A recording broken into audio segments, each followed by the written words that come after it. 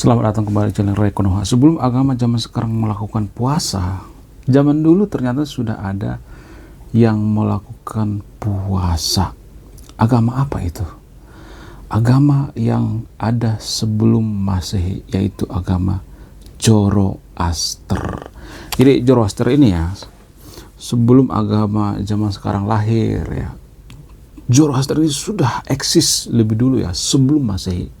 Menurut data dari Zoroastrianism in Introduction ya, menurut data ini, buku ini menjelaskan bahwa puasa dalam agama Zoroaster dapat berlangsung selama beberapa hari ya. Biasanya pada bulan Maret atau bulan April.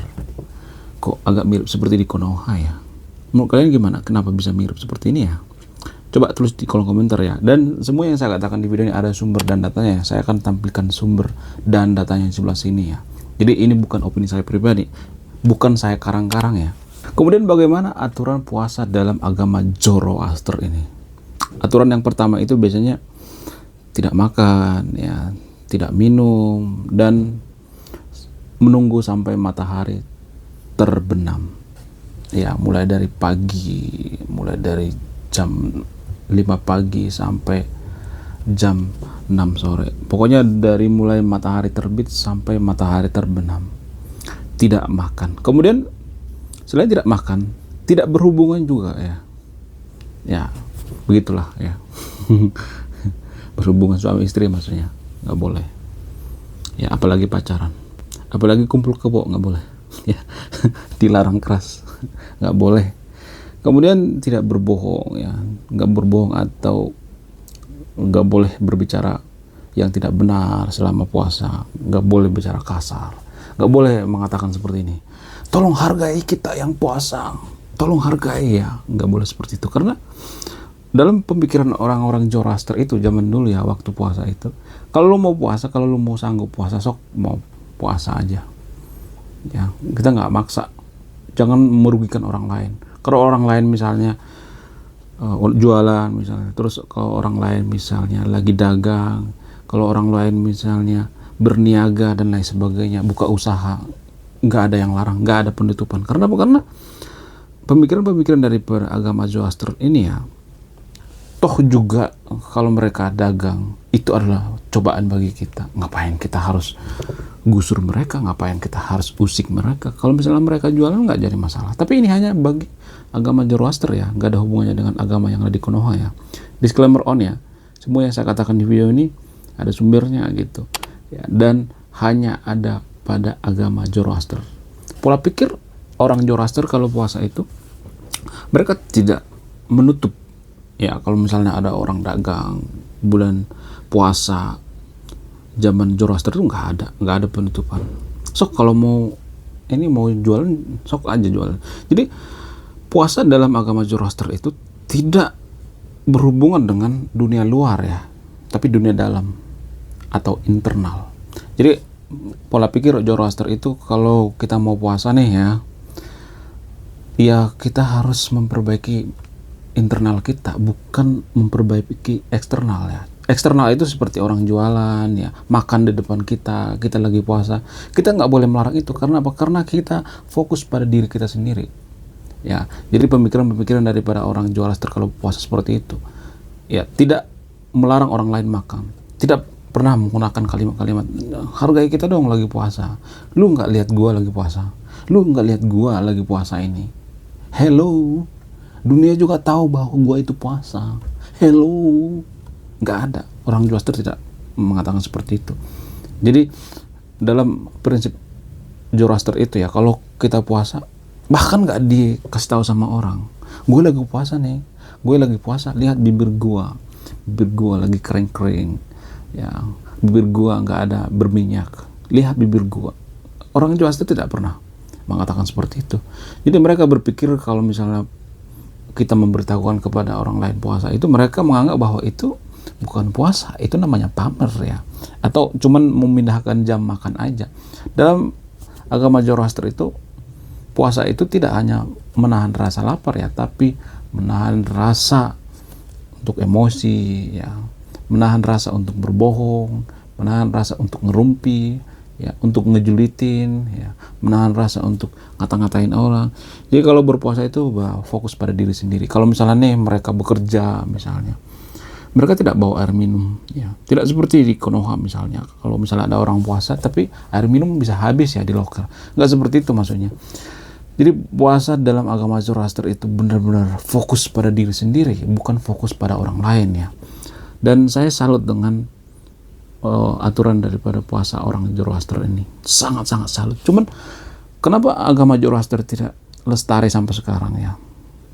Kenapa? Karena perbedaan daripada agama Zoroaster dengan agama yang sekarang ini, agama Zoroaster ini tidak dilindungi oleh undang-undang, ya, saat itu, ya, sehingga tidak bertahan sampai sekarang. Kalau agama yang sekarang ini kan dilindungi sama undang-undang, ya, sehingga kalau misalnya ada orang puasa gitu, kalau misalnya mereka melakukan puasa, kita harus menghargai. Karena apa? Karena mereka dilindungi oleh undang-undang. Tapi kalau agama Zoroaster ini tidak dilindungi undang-undang, ya, sehingga kalau mereka puasa, ya puasa pribadi, ya harusnya seperti itu, ya. Kalau puasa itu puasa pribadi, jangan melarang orang lain. Oh, kamu nggak menghargai, kita lagi puasa. Oh, kita lagi puasa. Oh, kita lagi puasa, kamu nggak menghargai kita, dasar. Jadi nggak boleh seperti itu, ya. Kalau puasa, ya itu adalah cobaan-cobaan. Kalau di depan kita ada orang yang makan es krim yang sangat enak misalnya, ya, yang sirup yang enak, atau makan makanan yang lezat, yang super duper lezat, kita nggak boleh melarang itu. Kita nggak boleh mengatakan hargai orang yang puasa, kamu tidak punya rasa toleransi. Padahal kan nggak ada yang nyuruh kita puasa, kan puasa kan atas keinginan kita sendiri. Lagian puasa itu kan menahan rasa lapar, menahan rasa marah. Itu hubungan pribadi kita dengan Tuhan. Jadi Zoroaster berpikir bahwa puasa itu adalah masalah privasi, bukan masalah publik, ya. Jadi seperti itu. Sehingga, ya, puasa dalam agama Zoroaster ini sebenarnya menurut saya itu puasa yang paling bagus, ya. Kemudian ada beberapa aturan-aturan khusus misalnya dalam agama Zoroaster ini, ya, seperti puasa Rojah misalnya. Apa itu puasa Rojah? Puasa Rojah berlangsung selama 10 hari, biasanya pas bulan Maret atau bulan April. Selama puasa ini umat Zoroaster tidak boleh makan atau minum, dan ya harus menunggu sampai matahari terbenam. Kemudian puasa Uprapati, ya. Puasa Uprapati berlangsung selama 3 hari, biasanya pada bulan Juli atau Agustus. Selama puasa ini, ya, umat Zoroaster tidak boleh makan atau minum dari matahari terbit hingga matahari terbenam. Wow, luar biasa, ya. Kemudian puasa Gahambar, ya. Apa itu puasa Gahambar?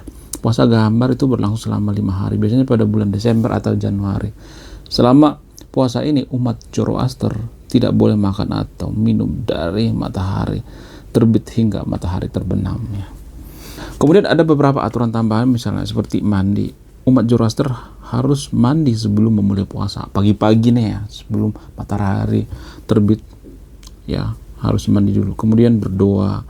Umat Zoroaster harus berdoa sebelum memulai puasa. Kemudian menghormati dewa, ya. Umat Zoroaster harus menghormati dewa Ahura dan dewa lainnya selama puasa. Nah, yang jadi pertanyaan, sejak kapan agama Zoroaster ini menerapkan puasa, dan di mana sebenarnya agama Zoroaster ini?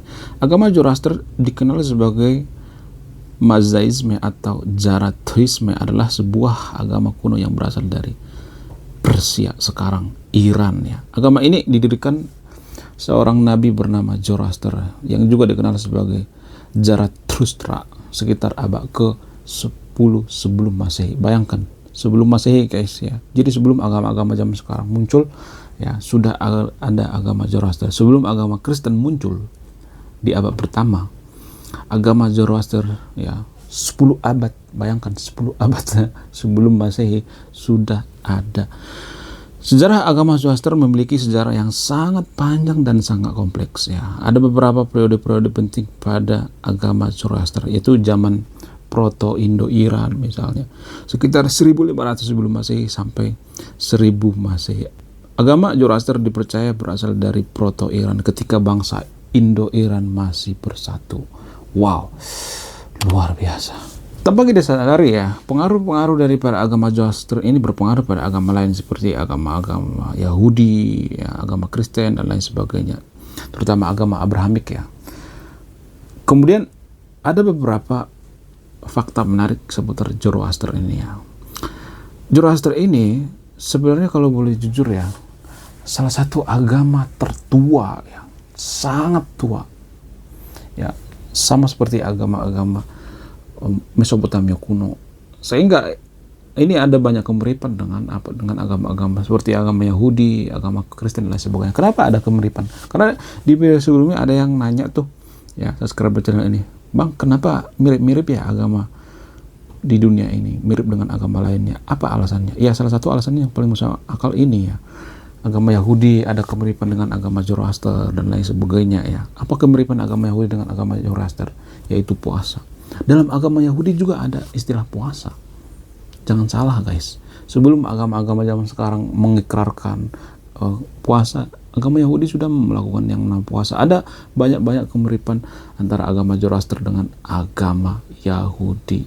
Kemudian yang saya sayangkan itu ya, harusnya kalau misalnya agama Yahudi nyomot dari agama Zoroaster ya, harusnya kan mereka kasih catatan kaki. Contoh misalnya, kita ngambil dari agama Zoroaster ya seperti ini ya, atau kisahnya, atau dari agama Mesopotamia kuno misalnya, kita ngambil dari sini ya, harusnya kasih catatan kaki atau copyright ya, kasih disclaimer, kita ngambilnya dari sini nih ya. Seperti dalam agama Yahudi itu kan konsep ketuhanan yang Maha Esa, monoteisme ya, hanya menganggap satu Tuhan. Dalam agama sebelumnya juga ada seperti itu ya, agama Sumeria ada seperti itu ya. Jadi harusnya ada disclaimer ya. Kemudian ada banyak nih ya. Sekarang kita fokus pada puasa ya. Dalam agama Yahudi, puasa adalah salah satu cara untuk memperkuat hubungan dengan Tuhan dan memperoleh pengampunan dosa. Ada beberapa aturan puasa dalam agama Yahudi. Yang pertama itu Yom Kippur ya.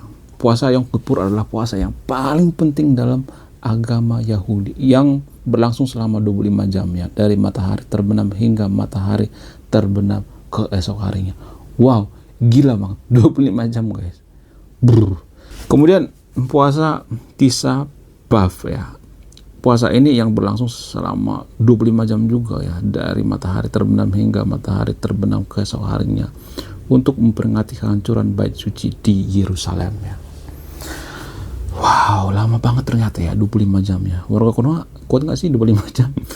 Kemudian puasa lainnya ya, ada beberapa puasa lainnya dalam agama Yahudi seperti puasa Esther ya, puasa Gedalia, dan puasa 17 Tammuz ya. Ada berbagai bentuk daripada puasa-puasa dalam agama Yahudi ya. Apa aturan puasa dalam agama Yahudi ini? Yang pertama itu tidak makan ya, kemudian tidak berhubungan ya, nggak boleh, apalagi makan sambil berhubungan, nggak boleh, dilarang keras itu ya. Kemudian tidak bekerja ya. Ada yang beda dengan agama Yahudi ini, yaitu tidak bekerja atau tidak melakukan aktivitas fisik berat selama puasa. Dan kemudian ya, ada beberapa lagi, misalnya mengenakan pakaian yang sederhana, tidak mengenakan perhiasan selama bulan puasa. Ternyata dalam agama Yahudi ini tidak boleh menggunakan perhiasan ya dalam puasa. Wow, luar biasa. Terus mengucapkan doa dan lain sebagainya. Kemudian ada pengecualian ya dalam agama Yahudi istilah puasa. Apa itu? Orang sakit ya. Orang sakit dilarang puasa. Jangan sakit. Ya, iya masuk akal ya kan. Kalau misalnya orang sakit di puasa ya mudar yang jadinya. Kemudian ibu hamil ya nggak boleh, ibu hamil. Kemudian anak-anak ya. Anak-anak jangan disuruh puasa, terutama anak-anak yang di bawah 13 tahun. Kenapa? Karena menurut sains ya, anak-anak itu belum cukup ya fisiknya untuk menahan menahan lapar. Kemudian dalam agama Yahudi itu ya, kalau puasa itu tidak ada istilah misalnya penutupan ya, warung ya, misalnya orang yang jualan ya, jualan makanan, terus restoran dan sebagainya, nggak ada istilah seperti itu. Bagi orang Yahudi itu puasa itu pribadi gue, nggak boleh melarang orang lain. Misalnya di Israel ya, kalau ada orang Kristen nggak puasa, buka warung di sana, atau agama lain misalnya, atau agama Muslim misalnya tidak lagi puasa, nggak jadi masalah. Atau orang-orang lain misalnya agama lain, agama Buddha, agama Hindu dan lain sebagainya, kalau misalnya jalan-jalan ke sana mereka cari makanan bisa. Kalau misalnya wisata ke sana, karena di Israel kan banyak tempat wisata ya, tempat bersejarah, banyak orang yang pergi ke sana jalan-jalan, terutama orang-orang Kristen ya. Dan uniknya ya di sana itu tidak melarang orang lagi jualan gitu, mencari nafkah dan lain sebagainya. Bahkan kalau misalnya kita makan ya di depan orang yang lagi puasa, orang-orang Yahudi itu atau orang-orang Israel itu, mereka nggak marah, mereka nggak ngambil sajam gitu, nggak, mereka nggak oh, mengharuskan orang lain menghargai puasa. Kita lagi puasa nih, hargai dong, lihat bibir kita nggak berminyak, kering, kerontang, kamu harus lihat dong kita lagi puasa, masa lu nggak menghargai kita. Jadi orang Yahudi itu berpikir dalam beragama itu harus ya fokus pada diri sendiri, bukan fokus pada orang lain. Ya agak mirip seperti agama Zoroaster ya, fokus pada diri sendiri. Kalau misalnya ada orang makan di depan kita, makanan yang lezat, makan coklat misalnya, atau makanan yang super duper enak, lezat, kita tidak boleh melarang itu. Orang-orang Yahudi tidak boleh melarang itu. Justru itu cobaan. Kalau kita bisa melewati cobaan itu, berarti kita dapat pahala. Ya tidak ada sejarahnya ngamuk-ngamuk gitu sambil ninju meja,